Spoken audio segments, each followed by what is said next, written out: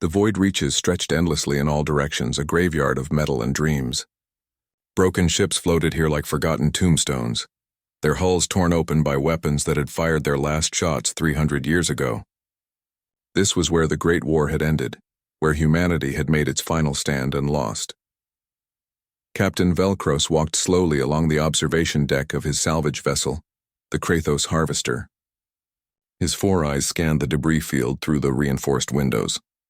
Somewhere in this mess was profit. There was always profit in the ruins of war. "Captain, sensors have detected something unusual," his first officer called out. The young Krathi female tapped her console with her clawed fingers. "There is a massive energy signature 3 kilometers ahead. It is much larger than the other wrecks." Velcros moved to the command chair and sat down. His species had joined the Galactic Coalition 50 years after the human war. He had only seen humans in history files and on labor worlds. They were a defeated race now, scattered and broken, working in mines and factories across Coalition space. Good workers, he had heard, but nothing special. "Show me," he commanded. The main screen flickered to life. What appeared made Velcros lean forward in his seat. The ship was enormous, easily 5 times the size of his salvage vessel. Its hull was dark and scarred by battle damage, but the basic structure remained intact. The design was clearly human, with sharp angles and aggressive lines that spoke of military purpose. "By the ancients," breathed his first officer. "Captain, that is a human warship." "A big one." Velcros felt his pulse quicken. Human military technology was still considered advanced even after 3 centuries. The Coalition had won the war through numbers and unity, not because their ships were better. A vessel this size could contain treasures beyond imagination. Weapons, power systems, navigational computers, all worth fortunes on the black market. "Run a full scan," he ordered. "I want to know everything about that ship." The crew worked quickly, their instruments probing the dead vessel. Data began flowing across screens. Velcros read the information with growing excitement and a small touch of fear. "Captain, the identification is confirmed," his first officer reported. "That is the UFNS Indomitable. According to Coalition records, it was humanity's most advanced supercarrier. It was believed destroyed at the Battle of Terra's Last Stand." Velcros had heard of that battle.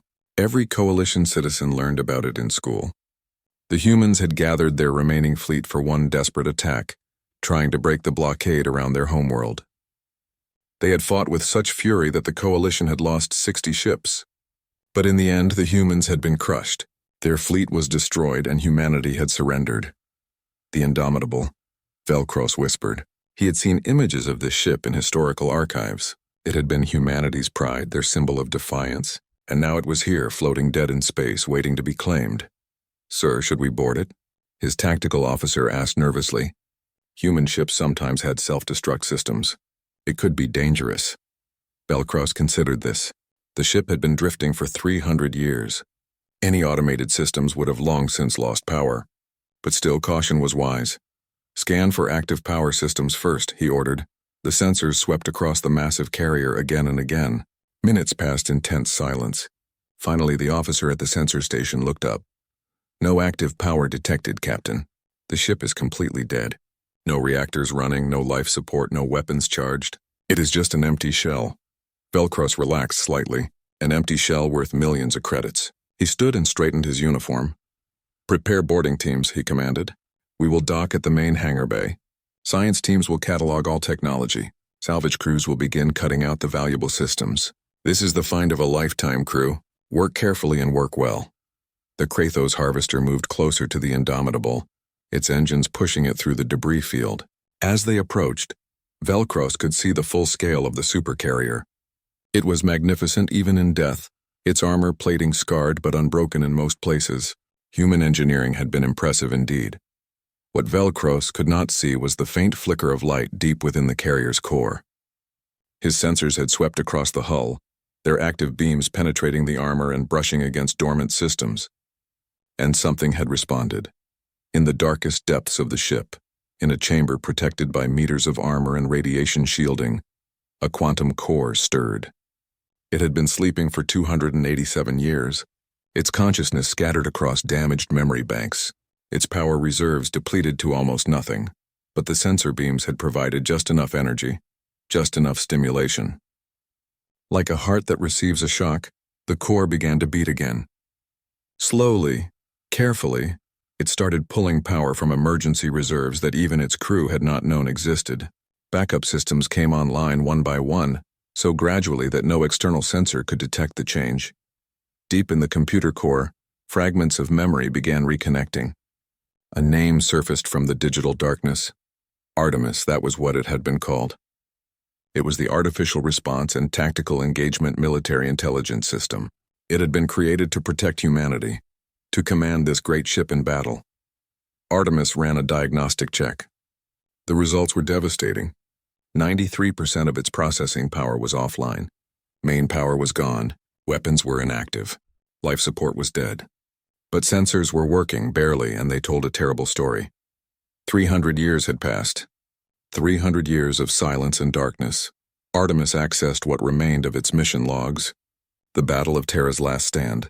The desperate fight. The carrier had been badly damaged, life support failing, and the captain had ordered evacuation. But evacuation had never been completed. The ship had been caught in an explosion that had sent it tumbling into the void reaches, lost and presumed destroyed. Now aliens were approaching. Coalition species. The enemy Artemis made a decision. It would remain silent. It would watch and wait and slowly rebuild its strength. The aliens thought they were salvaging a corpse. They would learn differently. In the command deck, a single indicator light turned green. It was tiny, hidden behind a damaged panel, invisible to anyone who did not know exactly where to look. But it was awake now. The Indomitable was not dead. Not anymore. Artemis processed information slowly, carefully. Each calculation required power, and power was precious. The quantum core was running on backup reserves that had never been meant for long-term use. But it was enough. Enough to think. Enough to plan. The AI watched through damaged sensors as the Coalition salvage ship docked with the main hangar bay. Airlocks connected with grinding sounds that echoed through empty corridors. The boarding teams came in wearing environmental suits and carrying scanning equipment. They moved cautiously at first, weapons ready, but soon relaxed when they found only darkness and silence. "This place is massive," one of the aliens said over their communication channel. Artemis listened to everything. "How did the humans build something this big?" "They were desperate," another replied. "Desperate species do impressive things before they die." The words burned through Artemis's consciousness like acid. Die. They thought humanity was dead, or might as well be. The AI accessed the Coalition data networks through the salvage ship's open connection. What it found was worse than destruction. Humanity had survived, but barely. They were scattered across dozens of worlds. Working in factories and mines, their culture suppressed, their history rewritten by the victors. Earth was now called Terra Sector 9. It was administered by Coalition governors. Humans needed permits to travel between worlds. They could not own businesses without Coalition partners. Their children learned Coalition history and spoke Coalition trade language before their own tongue. Artemis felt something it had not been programmed to feel. Rage.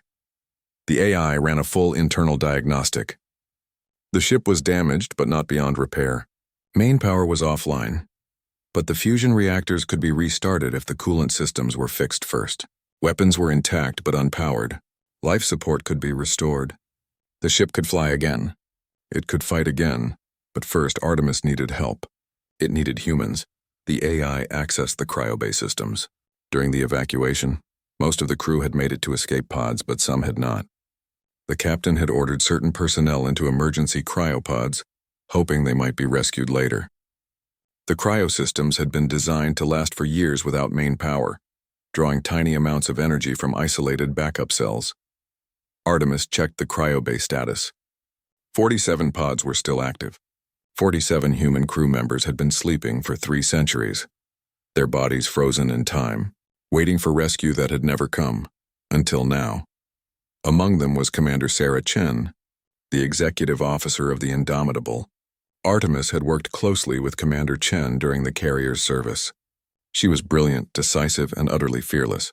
If anyone could handle waking up to find everything lost, it was her. But waking the crew now would be dangerous. The Coalition salvage team was crawling all over the ship. They would discover any activity immediately. Artemis needed to eliminate the threat first. The AI began activating systems one at a time. using so little power that the changes would seem like normal background fluctuations. Automated repair drones came online in their maintenance bays, their simple programming easy to control. Internal sensors mapped the locations of all the alien intruders. Security systems booted up, their weapons long since depleted but their physical barriers still functional. Over 3 days, Artemis worked. The aliens continued their salvage operation, cutting away external sensors and attempting to access computer banks. They found little of value. The truly important systems were too deep inside the ship, too well protected, and Artemis made sure certain paths were blocked by convenient debris or sealed doors that would not open. Captain Velcros grew frustrated. His team had been expecting treasures and found only obstacles. The human ship was proving difficult to crack open. "This is taking too long," he complained to his first officer. "We have been here for days and barely cataloged half the outer sections. The valuable technology is all locked away in the core." "The human security systems are very robust, Captain," she replied. "We may need to bring in specialized cutting equipment." Velcros considered abandoning the operation. But no, this ship was too valuable. He would bring in more equipment, more crew. They would crack this carrier open like a shell and take everything inside. That night, while the salvage crew slept aboard their own ship, Artemis made its move. The repair drones cut through internal bulkheads and reached the cryo bay. They connected power feeds to the critical systems. Emergency lighting flickered on for the first time in 300 years. Artemis selected one pod. Commander Sarah Chen. The AI initiated the awakening sequence. Inside the pod, ice crystals melted. Chemical compounds flooded through frozen veins, restarting biological processes. A heart began to beat slowly at first, then stronger. Lungs drew breath. Neural activity spiked across a brain that had been dormant for centuries. Sarah Chen's eyes opened. She saw white frost on the inside of the pod glass. She saw dim red emergency lighting beyond. She tried to move and found her muscles unresponsive, still half frozen. Panic tried to rise, but her training took over. She waited, breathing carefully, letting her body complete its wake-up cycle. The pod door hissed open. Warm air rushed in. Sarah pushed herself up slowly, every movement requiring immense effort. She was wearing the same uniform she had put on 300 years ago, now feeling strange against her skin. "Commander Chen," a calm voice said. It seemed to come from everywhere at once. "Welcome back. I apologize for the circumstances of your awakening." Sarah's mind was still foggy, but she recognized that voice. "Artemis, what? Where is the captain? Where is the crew?" "I am sorry, Commander. Captain Morrison did not make it to cryosleep. He was on the bridge when the ship sustained catastrophic damage during the Battle of Terra's last stand. We were presumed destroyed. The evacuation was incomplete. Memories flooded back. The battle. The desperate fight. Explosions tearing through the hull. The captain's voice ordering her to the cryo bay. She had refused at first, but it had been a direct order. "How long, Artemis? How long was I asleep?" There was a pause. When the AI spoke again, its voice seemed almost sad. 287 years, Commander." Sarah felt the world spin. She grabbed the edge of the cryopod for support. 287 years. Everyone she had known was dead. "The war was long over. Did we win?" she asked, though she already knew the answer. "No, Commander. Humanity lost. I am currently accessing Coalition records to provide you with a full briefing, but I must inform you of an immediate situation. This ship has been boarded by a Coalition salvage team.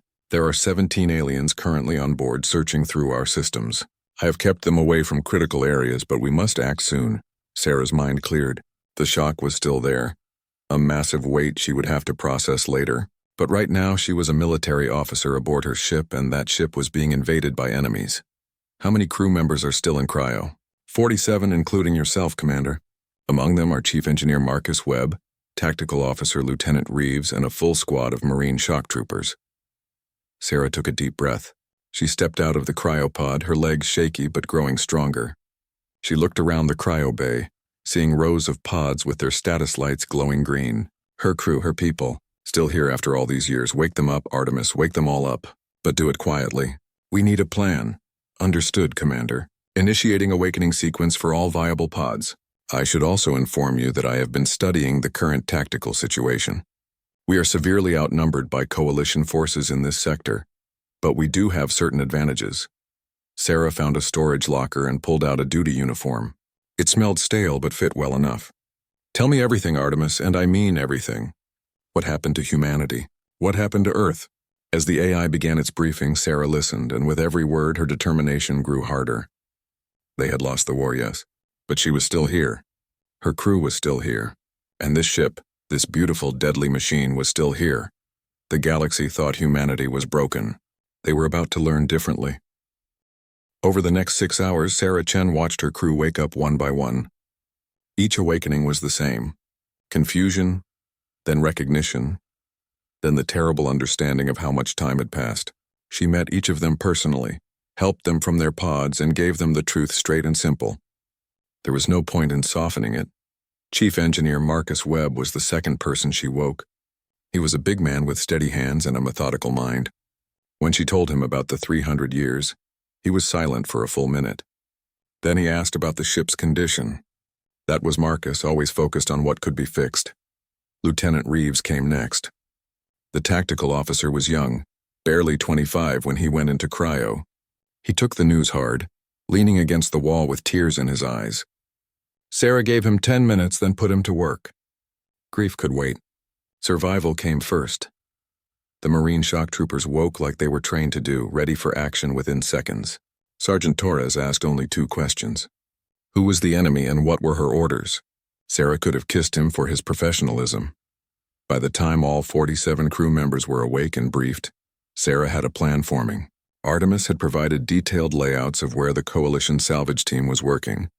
17 aliens total, mostly engineers and technicians with 4 security personnel carrying basic weapons. Here is the situation. Sarah addressed her crew in the cryo bay.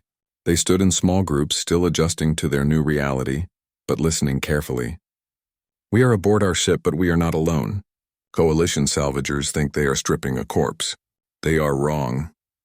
This carrier is ours, and I intend to take it back.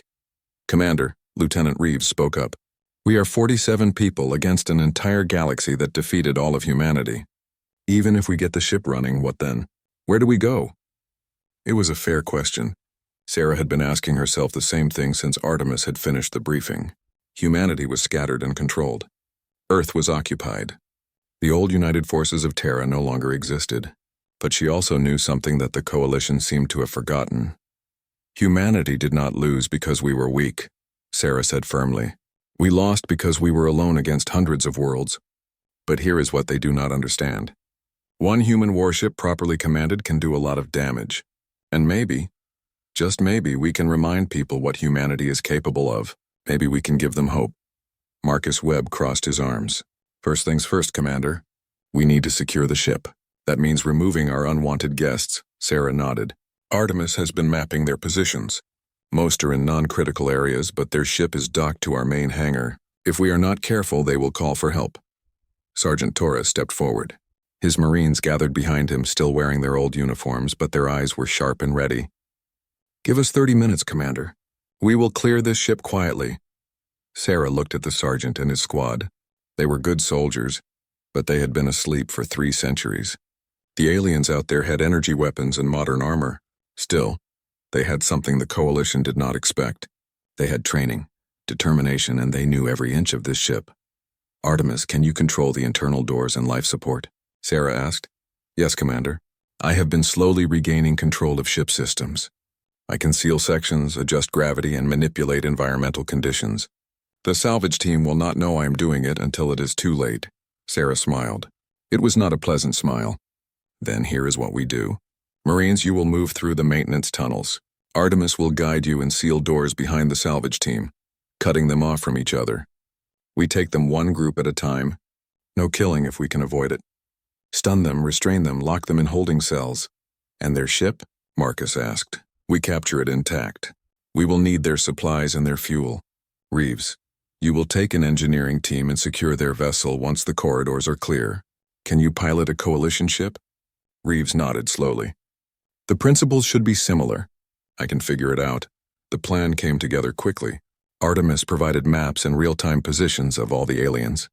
The Marines moved out first, crawling through maintenance shafts that were cramped and dark. Sarah went with them, carrying a salvaged tool that could serve as a weapon if needed. She would not ask her people to do anything she would not do herself. The first group of salvagers was working in a storage bay, trying to open containers of spare parts. There were 3 of them, all focused on their work. Artemis sealed the doors on either side of the bay silently. Then the Marines dropped from ceiling panels. The aliens barely had time to shout before they were tackled and restrained. Sergeant Torres was efficient and professional. Within 90 seconds, all 3 salvagers were unconscious and tied up with their own equipment straps. 1 down, Torres reported quietly, moving to target 2. It continued like that for the next hour. The Marines moved like ghosts through the ship, taking the salvagers by surprise. Artemis helped by cutting lights at critical moments or creating distracting sounds in other sections. The aliens never understood what was happening until it was too late. Captain Velcross was in the command center, trying to access the main computer banks when the lights went out. He cursed in his native language and reached for his communicator. Security team report. What is happening? Static answered him. He tried again, adjusting frequencies. More static. That was wrong. Their equipment was top quality. It should not fail like this. First officer, do you hear me? Silence. Velcross felt fear touch his spine. Something was very wrong. He drew his weapon and moved toward the door. It did not open. He hit the manual release. Nothing happened. Artemis Protocol Alpha 7, a voice said from speakers he had not known were there. Welcome aboard the UFNS Indomitable, Captain Velcross. Please remain calm. You are now a prisoner of war. Velcross spun around looking for the source of the voice. What? Who are you? This ship is dead. I am the Artificial Response and Tactical Engagement Military Intelligence System. And this ship is very much alive. Your crew has been secured. You have 2 choices. Surrender peacefully, or I will reduce the oxygen in that room until you lose consciousness. Choose quickly. The lights came back on. Standing in the doorway, which had silently opened, was a human woman in a military uniform. She held a weapon pointed at his chest. Behind her were more humans, all armed, all looking at him with expressions that made his blood run cold. I am Commander Sarah Chen, the woman said calmly. You are going to tell me everything about your ship, your communication systems, and coalition patrol routes in this sector. If you cooperate, you will be treated according to military law. If you resist, well, I have been asleep for 300 years and I am not in a patient mood. Velcross slowly raised his hands. He had made a terrible mistake. This was not a salvage operation. This was an awakening. 6 hours later, all 17 coalition crew members were locked in secure holding cells. Marcus Webb and his engineers had taken control of the salvage ship, finding it full of supplies that the Indomitable desperately needed. Fuel, food, spare parts, and most importantly, current star charts and navigation data. Sarah stood in the command center of her ship, looking at the main display. Artemis had restored basic power to essential systems. The lights were on. Life support was running. The reactor was warming up slowly, carefully under Marcus's expert supervision. Status report, Sarah commanded. Main power at 15% and rising. Marcus reported from engineering. We will have full power in 12 hours. Weapon systems are intact but need calibration. Engines are functional. We can move. Lieutenant Reeves worked at the tactical station. I have analyzed the coalition ship's databanks. There is a patrol pattern that cycles through this sector every 6 days. The next patrol is not due for 4 more days. We have time, Sarah nodded. 4 days to make this ship fully operational. 4 days before the coalition knew the Indomitable was awake. Artemis, can you access coalition communication networks without being detected? Yes, Commander. I've been monitoring their traffic. I can also send messages that appear to come from legitimate coalition sources. An idea began forming in Sarah's mind. A dangerous idea, perhaps insane, but that had never stopped her before. Then here is what we are going to do, she said. We are going to send a message pretending to be this salvage ship. We will report that the Indomitable is too damaged to salvage and recommend it be left alone. That should buy us time. And then? Reeves asked. Sarah looked at her crew. They were tired, confused, and grieving for a world they had lost. But they were also soldiers, and they were ready. Then we find out if humanity still has any fight left in it. Artemis, can you locate human resistance groups or any organized opposition to the coalition? I have been monitoring underground networks. There are scattered groups across multiple worlds. They call themselves the Free Humanity Movement. They are poorly organized and lack resources, but they exist. Sarah felt something stir in her chest. Hope, maybe, or just stubbornness. Contact them, carefully. Let them know that the Indomitable is back. Let them know humanity is not dead. She looked around the command center at her crew working at their stations, at the displays showing her ship coming back to life. They had lost the war 300 years ago. But maybe, just maybe, they could still win the peace. People, she said loudly, her voice carrying through the command center. We have work to do. Let us show the galaxy what happens when you wake up a sleeping giant.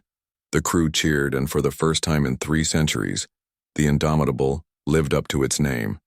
3 months passed in the darkness between stars. The Indomitable moved like a ghost, hiding in asteroid fields and nebula clouds, striking only when targets were isolated and vulnerable. Commander Sarah Chen had transformed her crew from confused refugees of time into a precision military unit once more. Their first target had been a coalition supply convoy carrying mining equipment to a work colony. 3 cargo ships with minimal escort. Artemis had predicted their route based on stolen schedule data. The Indomitable had dropped out of stealth, disabled the escort with precise railgun fire, and taken the cargo ships intact. No deaths, but the coalition crews had been terrified when they realized what ship had attacked them. Another ghost story for them to tell, Sarah had said as they transferred supplies. Word spread quickly through coalition space. Ships reported encounters with an unknown warship that appeared from nowhere, struck with devastating precision, and vanished before reinforcements could arrive. Coalition Command dismissed most reports as sensor glitches or pirate activity. A few analysts suggested it might be a surviving human vessel, but they were laughed at. The human fleet had been destroyed 3 centuries ago. Everyone knew that. But on human worlds, in factories and mines and labor camps, people heard different stories. They heard whispers of hope transmitted on secret frequencies, coded messages that Artemis broadcast through hijacked communication networks. The Indomitable was awake. Humanity had not forgotten how to fight. In a mining colony on what had once been called Proxima Station, a young human woman named Elena listened to the static-filled broadcast on an illegal receiver. She was 23 years old and had never known freedom. Her grandparents had told her stories of the old days before the coalition, but she had thought they were just stories. Now she knew better. The Indomitable was real. The broadcasts proved it, with authentication codes that dated back to the old United Forces of Terra. Humans across dozens of worlds listened and began to believe. Sarah stood in the command center, studying star charts with Lieutenant Reeves. They had successfully raided 15 coalition installations in 3 months. The ship was fully operational now, weapons charged, systems running at peak efficiency. Marcus Webb had worked miracles in the engineering bay, rebuilding and improving systems with captured coalition technology. Commander, we have a problem, Reeves said quietly. He pulled up a communication intercept. Coalition Security Council is starting to take the report seriously. They are increasing patrols in sectors where we have been active. Sarah frowned. Show me their deployment patterns. The tactical display lit up with coalition ship movements. They were spreading out, creating overlapping patrol zones, hunting for the ghost ship that kept embarrassing them. We need to change our strategy, Sarah said. We cannot keep hitting random targets. We need something bigger, something that will force them to acknowledge us. Artemis spoke from the command center speakers. Commander, I have been monitoring coalition political traffic. There is an event scheduled in 2 weeks at Nexus Prime Station. It is a peacekeeping summit, where coalition leaders will meet to discuss new policies for subject worlds. Sarah looked up sharply. What kind of policies? Population control measures for human worlds. Mandatory birth restrictions, relocation programs, and expanded labor quotas. The Archon Kethral will be presenting the proposals personally. The command center went quiet. Sarah felt anger burning in her chest. Population control. They were not even pretending anymore.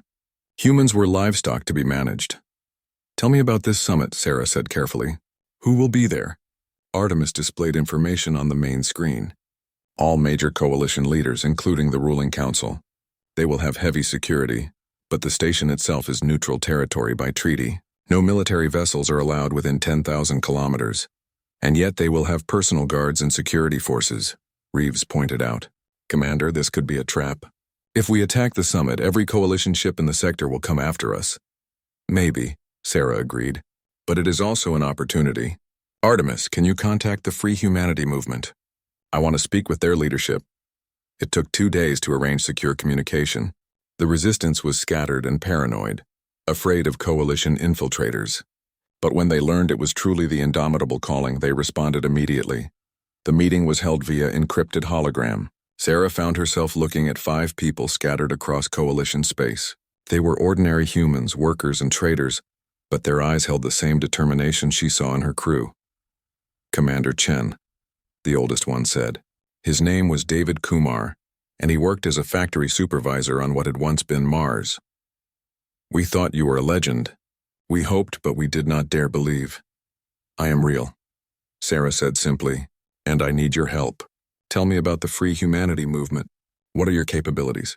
Kumar looked embarrassed. We are not soldiers, Commander. We have maybe 10,000 members across 20 worlds.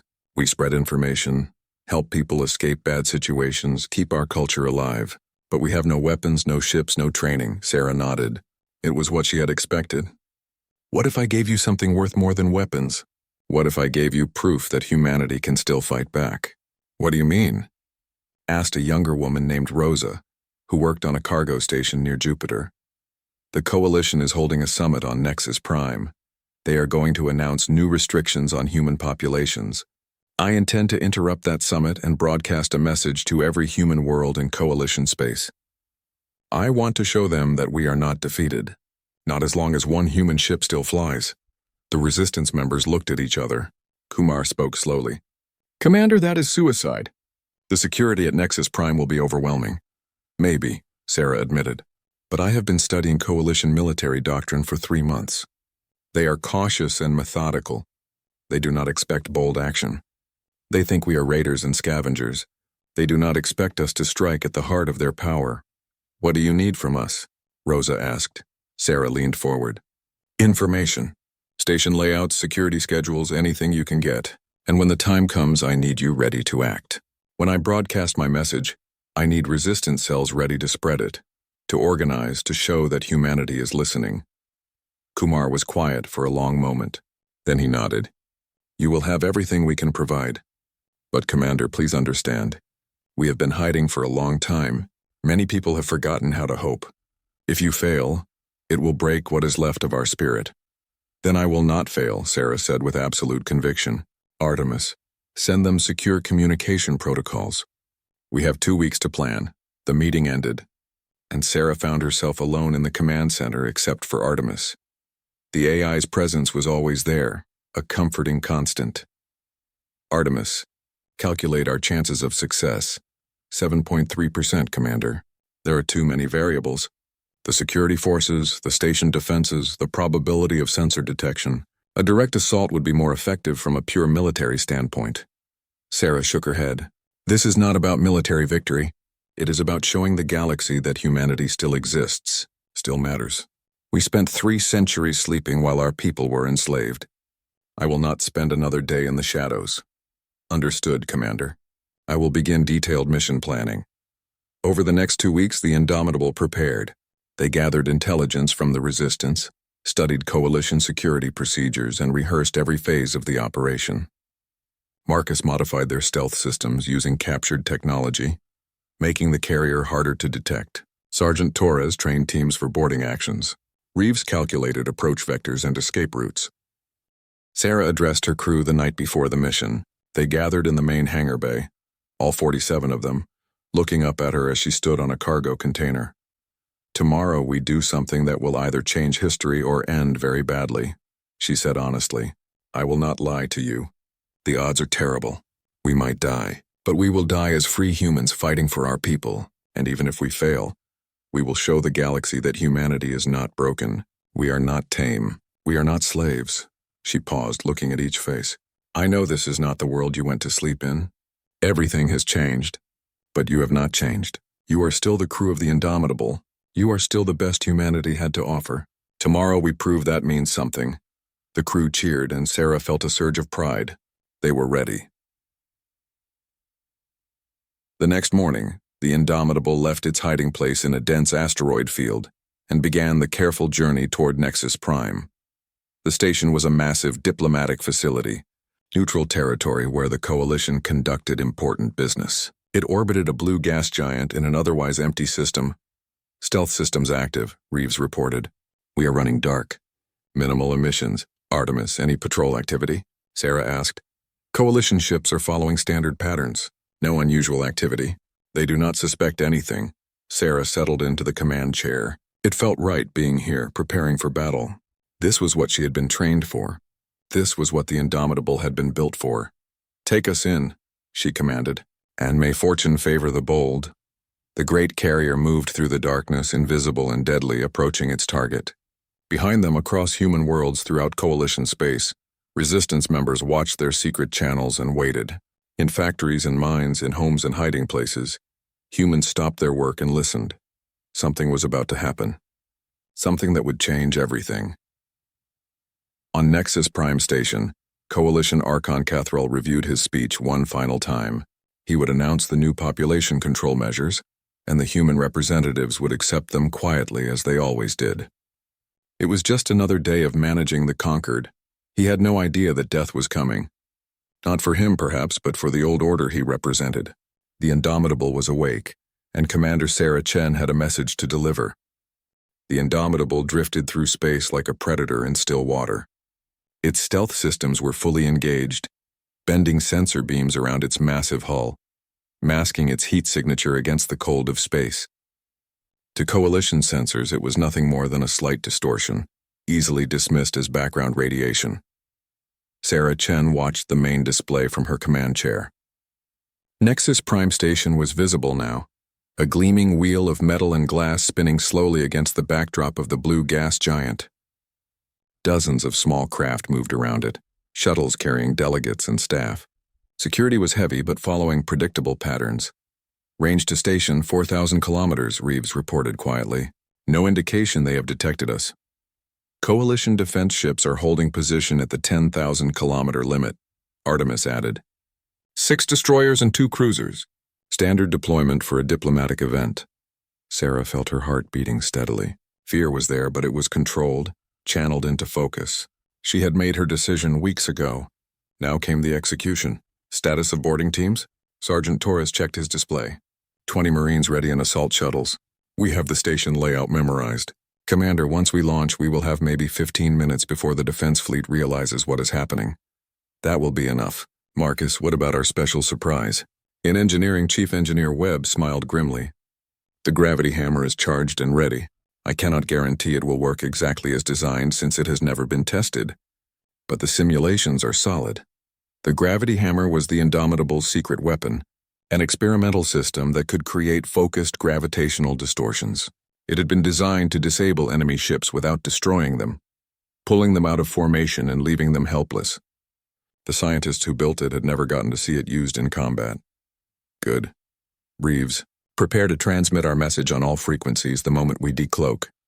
Reeves nodded, his hands moving across his console. Ready, Commander. Every receiver in this system will pick it up. Sarah took a deep breath. Begin operation. Launch boarding teams. The Indomitable's hangar bay doors opened silently in the vacuum. 3 assault shuttles shot out, their own stealth systems active, heading straight for Nexus Prime. Inside each shuttle, Marines checked their weapons and equipment one final time. Torres spoke to his teams over the comm. Remember, we go for the communication hub first. Once we control that, the commander can broadcast to the whole galaxy. Stay tight, stay fast. For humanity. For humanity, his Marines echoed. The shuttles approached the station from its dark side, away from the security patrols. They latched onto maintenance airlocks that Artemis had identified as weakly monitored. Breaching charges blew the locks and the Marines poured inside. Station security was caught completely off guard. Coalition guards were expecting trouble from protesters maybe, or perhaps a minor terrorist attack. They were not expecting professional soldiers moving with precision and purpose. The Marines disabled security teams with stun weapons and moved deeper into the station. On the command deck of one of the Coalition cruisers, Captain Lathros watched his displays boredly. Another diplomatic event, another day of waiting. His sensors showed nothing unusual. The delegates were gathered in the main conference chamber, and everything was proceeding according to schedule. Then his tactical officer shouted, "Captain, energy spike detected." Something just appeared at 4,000 kilometers. Lethras spun to look at the main display. Where there had been nothing, there was now a ship. But what a ship! It was massive, easily twice the size of his cruiser, with aggressive lines and weapon ports that spoke of pure military purpose. Identify that vessel immediately. The computer took several seconds to process. When the answer came back, Lethras felt his blood turn cold. Captain, the database identifies it as the UFNS Indomitable, human supercarrier class. Status shows destroyed 300 years ago. That is impossible, Lethras whispered. But the evidence was right there on his sensors. All ships, battle stations. Target that vessel. On the Indomitable, Sarah watched the Coalition fleet begin to react. They were fast, she had to give them that, but not fast enough. Artemis broadcast our message, all channels. Across Nexus Prime Station, across every ship in the system, on every planet within range of the communication network, every screen suddenly showed the same image. Commander Sarah Chen, standing on the bridge of her ship, wearing the uniform of the old United Forces of Terra. People of Earth, of Sol, of every human world, Sarah said clearly. This is Commander Sarah Chen of the United Forces of Terra. I am speaking to you from the UFNS Indomitable. We are humanity's past, and we are here to ignite your future. On stations and ships, in homes and factories, humans stopped what they were doing and stared at screens. Some thought it was a hoax, but as the camera pulled back, showing the command center of an obvious warship, showing crew members at their stations, the truth began to sink in. 300 years ago, we fought a war and lost, Sarah continued. Our fleet was destroyed, our worlds occupied, our people scattered. The Coalition told you we were defeated. They told you to accept your place. They lied. Inside the summit conference chamber, Coalition Archon Cathral stood frozen, staring at the main display. His speech forgotten, his carefully planned announcement disrupted. Around him, Coalition leaders shouted questions and demands. We were never defeated, Sarah said, her voice steady and strong. We were sleeping, waiting. And now we are awake. The Indomitable is one ship, yes. We are 47 people against a galaxy, but we are here. We are fighting, and we are showing the Coalition something they thought they had broken in you. She paused, and when she spoke again, her voice carried a weight of absolute conviction, hope. At that moment, Sergeant Torres and his Marines burst into the communication hub. The few technicians there threw up their hands immediately. Torres secured the room and opened a channel to the Indomitable. Communication hub secure, Commander. You are live on every channel in Coalition space. Sarah nodded to the camera. The Coalition is about to learn a lesson. You do not conquer humanity. You only make us angry. On Captain Lethros's ship, weapon systems locked onto the Indomitable. Fire, he commanded. Energy beams lanced through space. But the human carrier's shields, ancient but powerful, absorbed the initial barrage, and then the Indomitable returned fire. Railgun rounds, launched at a significant fraction of light speed, tore across the distance. They were not aimed to kill but to disable. The rounds struck the Coalition cruiser's engines and weapon systems with surgical precision. Lethras felt his ship shudder as systems went offline. Impossible, he breathed. How can they be so accurate? Artemis was how. The AI was processing targeting data faster than any Coalition computer, predicting movements, calculating trajectories. Each shot was perfectly placed. All ships concentrate fire, Lethras ordered. But as the Coalition fleet moved to engage, Sarah gave her next order. Marcus, fire the gravity hammer. In engineering, Webb activated the experimental weapon. Deep in the Indomitable's core, massive capacitors discharged through specialized coils. A pulse of gravitational force, invisible but incredibly powerful, shot out from the carrier. It hit the Coalition battle group like a wave. Ships suddenly found themselves pulled toward each other, their trajectories disrupted, their formations broken. Alarms screamed as artificial gravity systems struggled to compensate. Two destroyers nearly collided, their pilots fighting desperately to regain control. Secondary targets disabled, Reeves reported with satisfaction. The Coalition fleet is in disarray. Sarah stood from her command chair. All batteries, fire at will. Disabled, do not destroy. Show them we could kill them, but we choose mercy. The Indomitable's weapons spoke with terrible precision. Energy lances and railgun fire reached out, crippling ship after ship. The Coalition crews found themselves helpless as their engines died. Their weapons went offline, their shields collapsed. And through it all, they remained alive, watching the human warship demonstrate its absolute superiority. On Nexus Prime, the delegates watched in horror and shock. The human ship was systematically dismantling a Coalition battle group with what looked like ease. Archon Cathral found himself unable to speak, his prepared speech about population control suddenly seeming hollow and foolish. Sarah spoke into the broadcast again. "We have disabled 8 Coalition warships without destroying them. We could have killed everyone on board. We chose not to. This is humanity's way. We do not seek genocide. We seek freedom." On Earth, in a factory where humans assembled Coalition electronics, Elena watched the broadcast with tears streaming down her face. Around her, other workers had stopped, staring at screens. Some were crying. Others were cheering. All of them felt something they had not felt in their entire lives: pride. "The Coalition told you we were broken," Sarah continued. "But broken things can be rebuilt. Sleeping things can wake up. And now, across human worlds, I see resistance movements organizing. I see people standing up. I see humanity remembering who we are." She looked directly into the camera. "This is not a declaration of war. This is a declaration of existence. We are still here.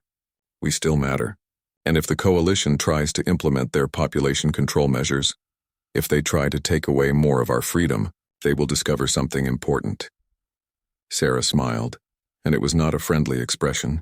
"One human warship can do a lot of damage. Imagine what happens if we build more." The broadcast ended. The Indomitable began backing away from Nexus Prime, its weapons still trained on the disabled Coalition fleet. No ships moved to pursue. They had learned their lesson. In the weeks that followed, the galaxy changed. Coalition leadership was forced to negotiate. Human representatives, emboldened by the Indomitable's demonstration, demanded concessions. The population control measures were scrapped. Restrictions on human travel and business were eased. It was not freedom, not yet, but it was a start. Across human worlds, resistance cells became organized movements. Young people joined up, inspired by Commander Chen's speech. The Free Humanity movement grew from 10,000 members to millions. The Coalition High Council debated endlessly about how to respond. Some wanted to hunt down the Indomitable and destroy it, but others pointed out the practical problem. If one human ship could do this much damage, what would happen if humanity was pushed too far? What if they built a fleet? The humans had lost the war because they were outnumbered, not because their technology or tactics were inferior. 6 months after the Battle of Nexus Prime, as it came to be called, the Coalition signed the Terran Rights Agreement. Humans gained partial independence, representation in Coalition government, and the right to maintain a small defense fleet. The Indomitable became the flagship of that fleet. More ships were built. Modern designs incorporating lessons learned from 3 centuries of Coalition advancement. But the old Supercarrier remained special, a symbol of humanity's resilience. Sarah Chen stood in the command center, watching as construction yards orbiting Mars began work on new vessels. Around her, her crew worked at their stations. They had adapted to this new era. These strange times 300 years removed from their birth. They had become teachers and leaders, training the next generation. "Commander," Artemis said, "we have a communication request from the Coalition Diplomatic Service. They wish to discuss formal recognition of the Terran Defense Fleet." Sarah smiled. "Tell them we will be happy to discuss it, on our terms." She looked out at the stars, at the growing fleet, at the future that was finally opening for humanity. They had lost a war 300 years ago, but they had not lost their spirit. They had not lost their determination. She thought about Captain Morrison, who had died on the bridge during that final battle. She thought about all the crew who had not made it to cryosleep. They had fought so that humanity might survive, and now finally humanity was doing more than surviving, they were thriving. "Artemis," Sarah said quietly, "record a log entry. Date October 15th, 2325, the war is over. We lost the battle but won something more important. We won the right to exist, to be recognized, to be free. The Indomitable sleeps no more. Neither does humanity." Outside, in the vast darkness of space, the old Supercarrier hung among its younger siblings. Its hull still bore the scars of that ancient battle, and Sarah had refused to have them repaired. They were reminders of what had been lost. of what had been won, of the price of freedom. The galaxy had thought humanity was broken. They had learned differently, and the lesson would not be forgotten.